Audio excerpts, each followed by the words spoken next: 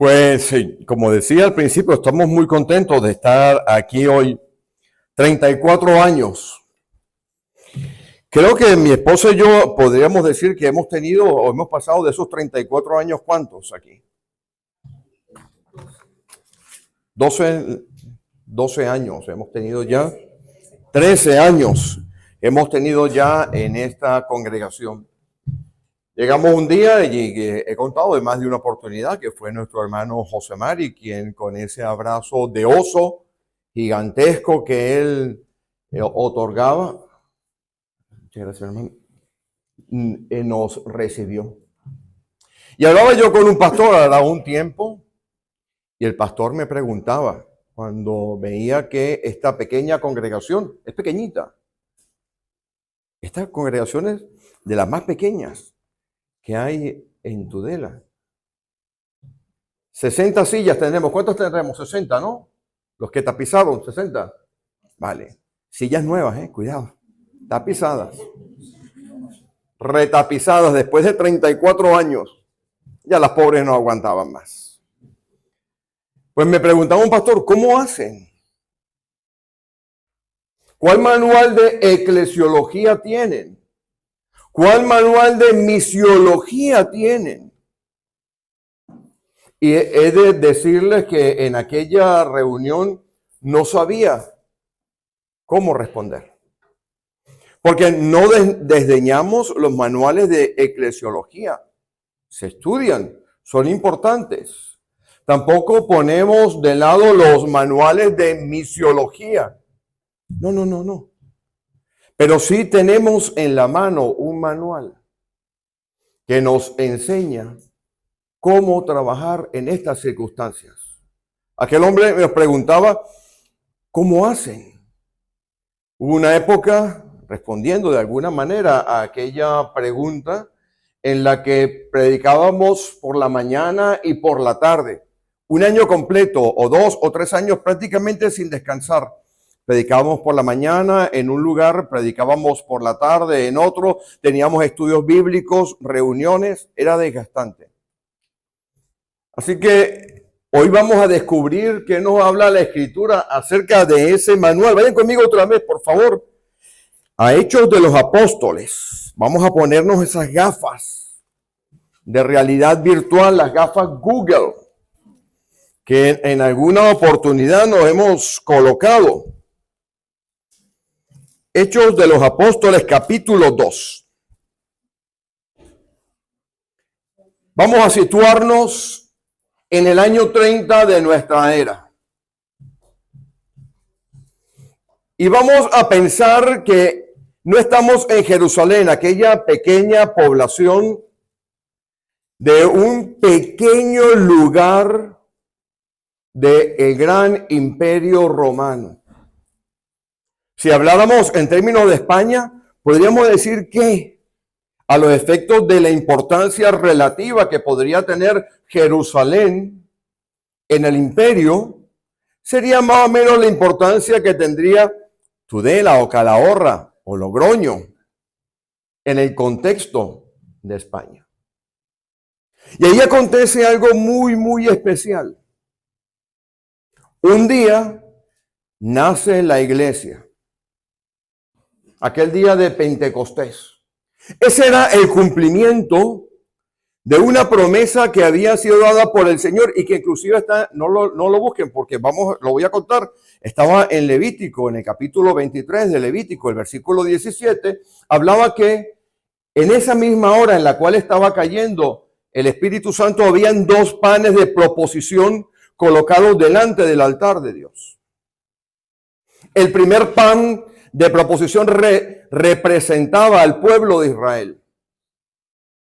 10 años después, el segundo pan de la proposición representaba a los gentiles en la casa de Cornelio cuando cayó el Espíritu Santo y hablaron en lenguas exactamente igual que aquel día de Pentecostés. Y usted me dirá, sí, pastor, pero por el medio tenemos Hechos de los Apóstoles 8.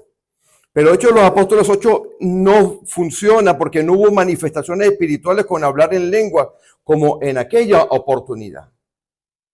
Y si bien es cierto, en la segunda oportunidad hablaron en lengua y se manifestó, hoy vamos a ver el primer pan que representaba al pueblo de Israel. Porque yo quiero hacer hoy una pregunta. Hemos cumplido hoy 34 años. Y en aquel día de Pentecostés, estamos todos situados en aquellas callejuelas de aquella ciudad de 60,000 habitantes, que en la época de Pentecostés subía su población hasta 300,000. Estaba petada. Los restaurantes a tope. Hostelería, vendían lo que querían. Cae el Espíritu Santo y acontece lo que hemos leído. Póngame ahí el versículo 41, por favor, mi hermano. Acontece el nacimiento de la iglesia y dice 3,000 en total. ¿Qué pasaría si al finalizar el culto de hoy tenemos 3,000 allá afuera? ¿Qué pasaría? ¿Cómo lo gestionaríamos? ¿Puede ocurrir? Puede ocurrir. Porque en cualquier momento Dios puede llenar esta iglesia como ha estado llenada muchísimas veces. Los que tienen aquí muchos años, recuerdan que cuando hacíamos comidas fraternales, parecía que venía todo Tudela. Poníamos mesa desde arriba, poníamos mesa al medio, poníamos mesa abajo, poníamos mesa abajo, e inclusive hasta nos hacían booking de la gente que venía. ¿Qué pasaría? ¿Cómo gestionaríamos nosotros 3,000 personas en esa puerta? Vamos a ver qué nos enseña la Escritura. Vamos al versículo 41. Dice que en aquel día se agregaron a la iglesia 3,000. ¿Lo ve, verdad? Vamos a comparar cómo lo gestionaron aquellos con nosotros. ¿Cuántos eran los que estaban? Para saber cuántos eran los que estaban, tenemos que ir a Hechos de los Apóstoles, capítulo 1, el versículo 13, 14 y 15. Vayan conmigo. Dice, Hechos de los Apóstoles, capítulo 1, versículo 13. Entonces, y entrados subieron al aposento alto. Este aposento alto, voy a ir explicándolo. Probablemente era la casa de María, la madre de Juan Marcos, hermana de Bernabé. Era una casa grande. Bernabé y su familia era una familia que tenía pastica. Porque acomodar como unos 120, había que tener una casa de ciertas dimensiones. Y entonces allí subieron a ese aposento alto Pedro, Jacobo, Juan, Andrés, Felipe, Tomás, Bartolomé, Mateo, Jacobo hijo de Alfeo, Simón el celote, Judas, hermano de Jacobo, y dice que todos estos perseveraban unánimes en oración y ruego con las mujeres y con María la madre de Jesús y con sus hermanos. Ahí había, vemos más adelante que habían 120, ¿verdad? Estaban unánimes juntos. Pero ayúdenme, porque estamos haciendo una comparación. Vamos a suponer que nosotros somos esos. Y que van a venir al finalizar este culto, y espero que después de que nos comamos los canapés, lleguen los 120, los 3,000 allá. Porque los canapés están contados, ¿verdad, mi hermana? Está contado a 2 por barba, como dicen en España. A 2 por cabeza. Así que vamos a rogarle a Dios que mande los 3,000 después, ¿verdad? Vamos a ver cuántos hay aquí. Ayúdenme a contar. Yo tengo 11 apóstoles aquí, ¿lo ven? Tengo también en el versículo 14, me está hablando de que al menos hay 4 hermanos del Señor Jesús. 11 y 4, 15. Más o menos. Vamos a pensar, porque eran 4 los hermanos del Señor Jesús. ¿Se acuerdan los nombres? Simón, José, Judas y Jacobo, Santiago, 4 hermanos. Pero también estaban sus hermanas. Vamos a ponerle 4 más. Llevamos 20. Uno más, uno menos, llevamos 20. Está María, la madre de Jesús, 21. ¿Verdad? Y dice las mujeres. ¿Quiénes serían estas mujeres? Pues para saber quiénes son estas mujeres, tenemos que ir a aquí al Evangelio de Lucas en el capítulo 8. Eran gente como usted y como yo. Gente común y silvestre. Porque Dios no se equivoca. Dios no va a mandar 3,000 personas o va a dejar que lleguen si Él no sabe el potencial que nosotros podemos gestionar. Vamos al capítulo 8 de Lucas. ¿Lo tienen? Si van conmigo al 2 y el 3 del capítulo 8, nos dice, vamos al 2, dice, y algunas mujeres que habían sido sanadas. Es decir, gente agradecida. ¿Cuántas? No lo sabemos. Y después dice, de espíritus malos y de enfermedades. Póngale 20. Póngale 20. Y estaba también María Magdalena, de la que habían salido 7 demonios. Gente que había pasado una situación terrible en su vida y que se había juntado con otro grupo de mujeres. Qué importantes son las mujeres en nuestras congregaciones. Siga leyendo conmigo. Dice aquí, Juana, mujer de Chuza, intendente, el financista. Esta tenía pasta. Juana, la esposa de Chuza, la que llevaba las finanzas de Herodes Agripa. Susana y otras muchas. Vamos a ponerle que habían 50. Entre mujeres, los apóstoles y los otros 70. ¿Quiénes serían? Posiblemente gente del pueblo. Seguramente estaba Manaén, Hechos de los Apóstoles, capítulo 13, versículo 1, el que se había criado con Herodes. También tenía pasta. Pero el resto eran como nosotros, que cuando está aproximándose el final del mes, empezamos a buscar aquellas moneditas.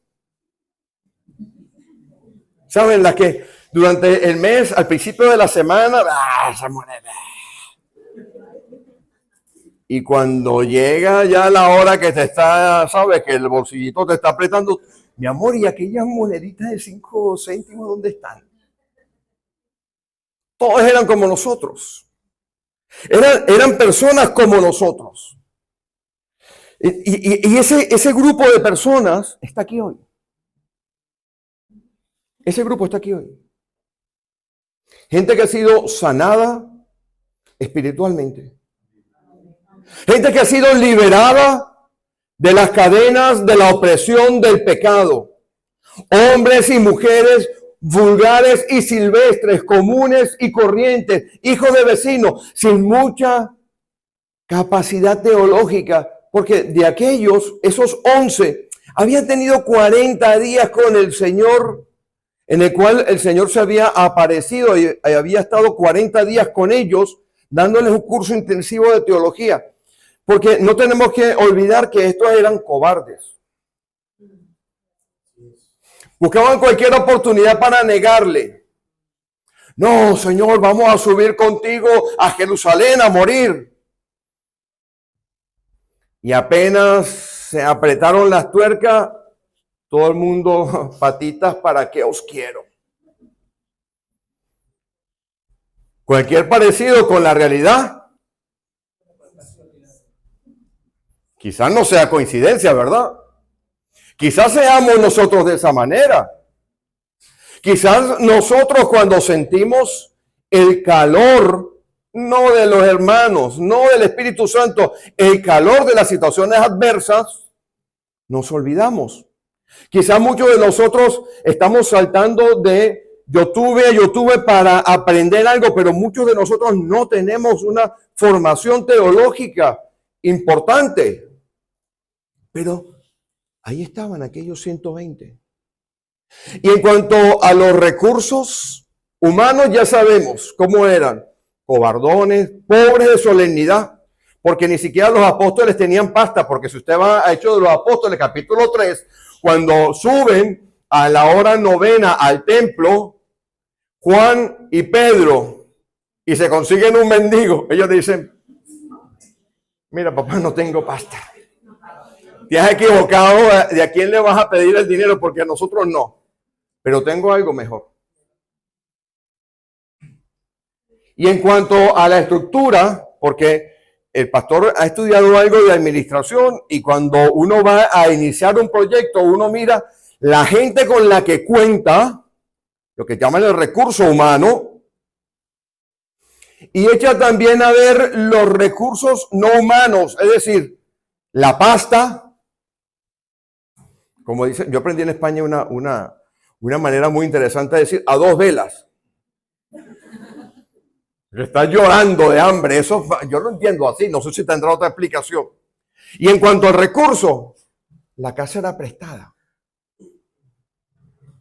Porque la casa donde estaban no era de ellos.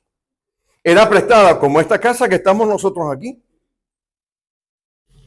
Este edificio no nos pertenece a nosotros, este edificio casi es prestado porque pagamos una cuota bajita todos los meses cuando pagamos. Así que, ¿verdad, mi hermano?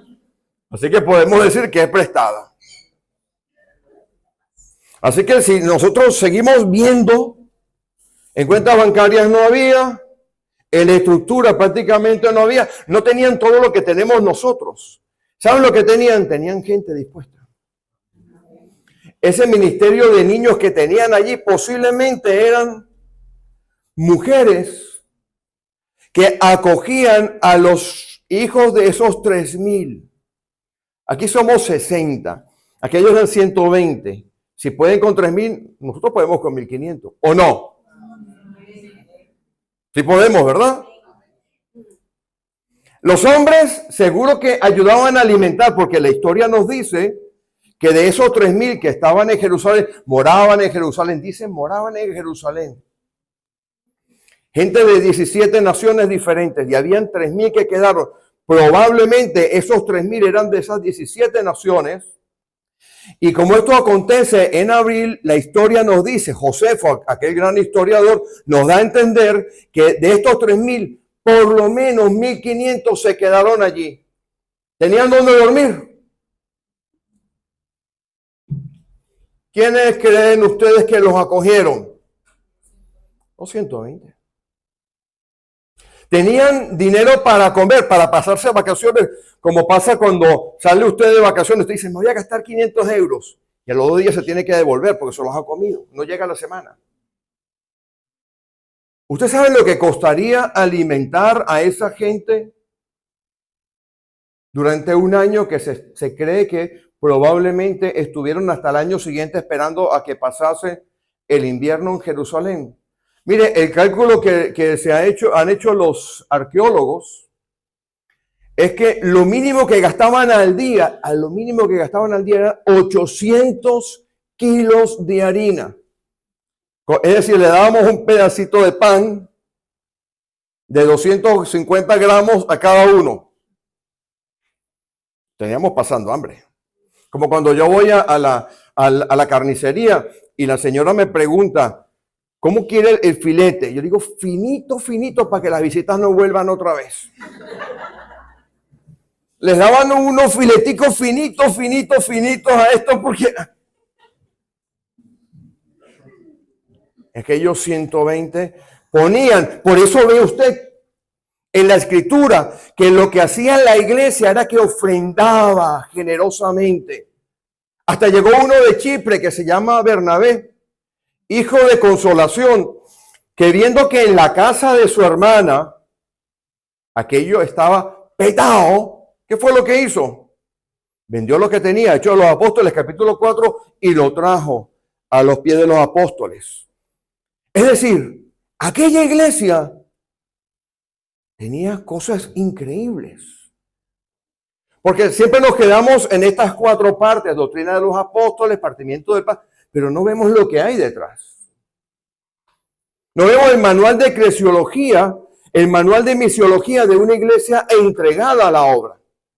De una iglesia que no decía que tenía nada como propio. ¿Se acuerdan aquella porción? La hemos leído, ¿verdad? Una iglesia en que hombres y mujeres trabajaban por algo que ni siquiera sabían lo que era, no tenían Biblia, no tenían Nuevo Testamento, no tenían redes sociales, no tenían ministerio de alabanza, no tenían nada. Pero habían experimentado lo sobrenatural en sus vidas. Y cuando usted experimenta lo sobrenatural en su vida, le puedo decir que ya no considera nada de lo que usted tiene como suyo propio, sino que sabe que viene del Señor. Ahora, yo quiero hacer algo, porque hoy tenemos un programa largo. Yo creo que los 120 están aquí. Porque miren lo que yo veo aquí. Yo veo aquí gente como aquellos 120. Yo veo aquí gente que retapizan sillas en vez de comprar sillas nuevas. Yo veo aquí gente que reciclan materiales de regalo. Sepa usted que dentro de un rato le van a dar un material de regalo por haber venido aquí y que está reciclado desde hace años. Y lo volveremos a reciclar en el aniversario 42 y en cada 5 años lo vamos reciclando para que usted no se dé cuenta. Yo veo gente que aprende a tocar instrumentos, a cantar, a pintar, a hacer redes sociales, a dar un paso adelante para atender los ministerios. Lo estoy viendo aquí. Yo veo gente aquí que llega cargando cartones que van recogiendo por la calle para preparar carteleras y cosas para los niños. Yo veo gente aquí que coge 2, 3 días de su trabajo, coge una furgoneta, se va 600 kilómetros a buscar sillas, a buscar equipos para una iglesia en la cual visitan 1 o 2 o 3 veces al año. Yo veo gente aquí que viene a limpiar la iglesia a escondidas. Y nadie lo sabe. Y durante mucho tiempo, sentada aquí. Yo veo aquí gente que aparecen en las casas de otros sin que nadie lo sepa con bolsas de comida.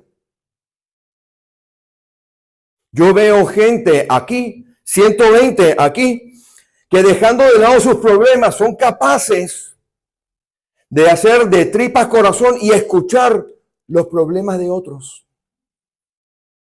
Yo veo aquí sentados 120 que son capaces de coger sus automóviles, no importa lo cansados que estén, y conducir 100, 150 kilómetros para venir a dar una prédica en alguna de las iglesias.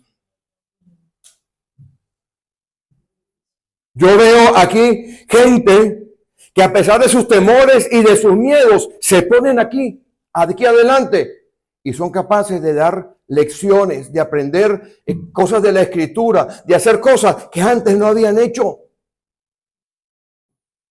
Yo veo aquí gente que es capaz de poner todos sus recursos y todos sus talentos, y a veces dejar de hacer cosas en su casa para estar aquí.